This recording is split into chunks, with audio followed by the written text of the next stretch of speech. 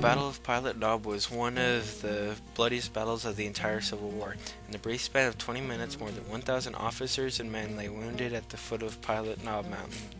By the summer of 1664, the fiery campaign of the Confederate States of America was on the verge of being snuffed out. East of the Mississippi River, General Ulysses S. Grant's Federal Army had the Southern Army of General Robert E. Lee under siege, pinned down in Virginia. Another Union force under General William Sherman had sidestepped the Confederacy's tough Western Army and was marching through Georgia to threaten Atlanta. West of the Mississippi, in the Confederacy's Trans-Mississippi Department, commanding General Edmund Kirby Smith was behaving like the ruler of an empire separate and independent from the rest of the Confederate States. Smith held the prize infantry on a tight rein, using them only to secure the borders of the sprawling domain.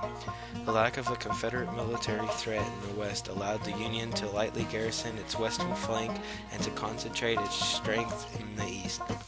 In July 1864, Kirby Smith received orders to send his best infantry east for the relief of Georgia and Alabama. Fearful of losing his infantry, Smith notified President Jefferson Davis that he was making plans for a major western campaign, which would be slowed by the loss of his infantry. By August, Davis referred to Smith, and not a single rifleman was sent across the Mississippi to the aid of Atlanta. The threatened loss of his infantry forced Smith to hastily arrange raid into Arkansas and Missouri. Smith chose Major General Sterling Price, a former governor of Missouri, to lead the western campaign. From the outset, however, it was clear that Smith did not intend to gamble many of his organized troops on an ambitious future. Price's advance into Missouri was made by three columns spaced 10 to 20 miles apart. On September 24th, two of the columns had converged on Fredericktown to prepare for a thrust into St. Louis. Marmaduke joined Price 2 days later, traveling a longer route. In Fredericktown, Price and his three division commanders debated whether to assault the Federal enrichment at Pilot Knob or the way to St. Louis.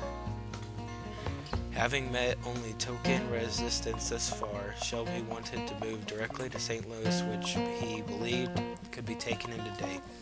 The others felt it would be a tactical mistake to leave an unarmed Federal garrison unmolested to the rear as the Confederate column moved north. On September 26th, the die was cast. Shelby was ordered to move northwest to Ironclad, destroy the St. Louis and Iron Mountain Railroad. The rest of Price's army was to prepare for battle. Without waiting for Marmaduke's entire division to reach Fredericktown, Price ordered Fagan to march north to assault the Federal garrison at Pilot Knob. It was not until the night of September 24th that the Union's General Rosecrans was informed Price's force had crossed into Missouri. As Pilot Knob was his only fortification in south-central Missouri, Rosecrans sent St. Louis District Commander General Thomas Ewing and a detachment of the 14th Iowa Infantry to the area by train. By noon on September 26th, Ewing had reached the hexagonal earthworks down as Fort Davidson. The fort lay on the floor of a valley surrounded on three sides by commanding hills. It was situated so that enemy infantry would have to cross hundreds of yards open to reach its formidable walls. The fort, however, would be vulnerable to any artillery which could be placed on top of the encircling hills. Ewing had about 1,000 men with which to defend his position. On the afternoon of September 26, Ewing sent 2 companies of infantry through Ironton to patrol the roads leading to Fredericktown. No sooner had they reached the shut-ins gap outside Ironton than they ran head-on into Fagan's advance brigades. Fagan's Arkansas troops quickly drove the Union patrol back into Ironton, where brisk rifle and cannon fire left scars which still can be seen today on the Iron County Courthouse. Ewing immediately reinforced his patrol with the detachment of the 14th Iowa, 2 pieces of artillery, and all the cavalry he could muster. The accurate punishing volleys of the veteran 14th Iowa sent Fagan's untested troops into a rear panic. forcing them to retreat to the Shut-ins Gap. Repeated attacks by the Confederate advance, however, slowly pushed the Union skirmishes back into Ironton, where nightfall and a heavy rainstorm brought the engagement to an end. At dawn of September 27th, Fagan's dismounted cavalry was now reinforced by Marmaduke's, hurled themselves at the Union line fronting on the courthouse, forcing a withdrawal to the gap between Pilot Knob and Shepherd Mountains.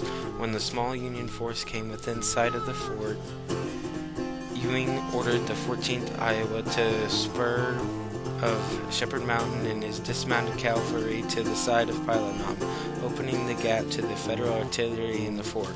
Heavy skirmishes in the gap resulted in numerous Confederate losses without acceptable gain. Eventually, the desperate Union patrol was overwhelmed and forced to shoot its way back to the rifle pits which extended from the walls of the fort. Hot-headed McLean, a veteran of the Kansas Border War, was a personal enemy of Ewing. The Union general refused to surrender. McLean returned to Price and urged a frontal assault on the fort, claiming there was no time to bring up all the Confederate artillery and place it on the mountain.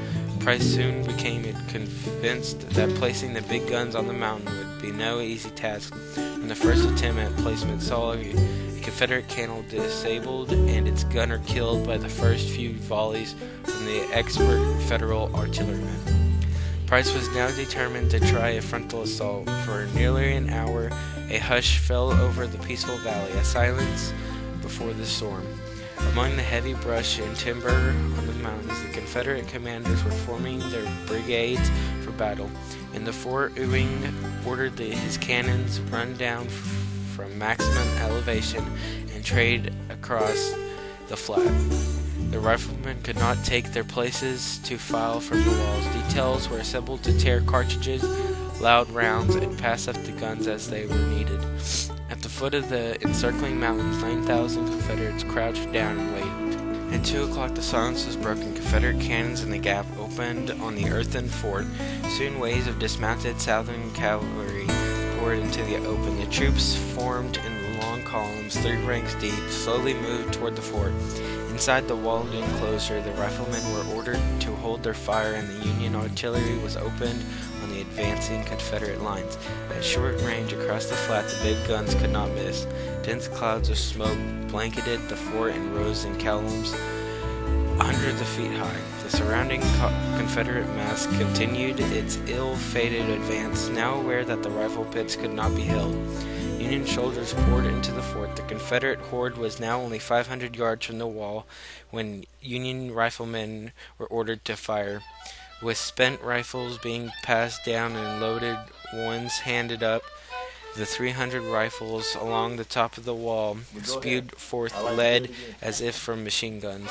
Smoke from the heavy fire obliterated the Confederate lines. At 200 yards, the Southern brigades unleashed their first volley and broke into a crazed running charge. The Union gunners could not see, only the charging legs as the smoke blocked everything from view. The walls of Fort Davidson now blazed as fire leaped from the muzzles of the gun barrels. At 30 yards, Price's troops finally broke and slowly started to fall back. At 2 o'clock in the morning, a squad left behind in the fort blew up the powder magazine in the center of the earthen enclosure. Confederates, roused by the blast, thought the explosion was an accident.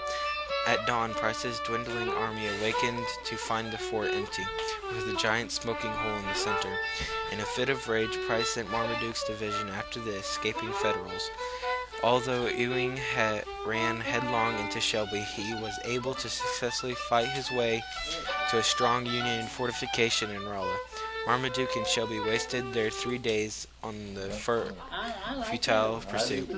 With his best assault troops lost and 2 of his divisions in disarray, Price knew that an attack on the new reinforced city of St. Louis was out of the question. To salvage something from the ill-fated campaign, Price decided to turn northwest and capture Missouri's capital for the Confederacy. But the week wasted at Pilot Knob and initial crushing defeat had cost him dearly. Price found that Jefferson City too had been reinforced, and he fought only a brief, half-hearted skirmish before marching to final defeat at the Battle of Westport less than a month later.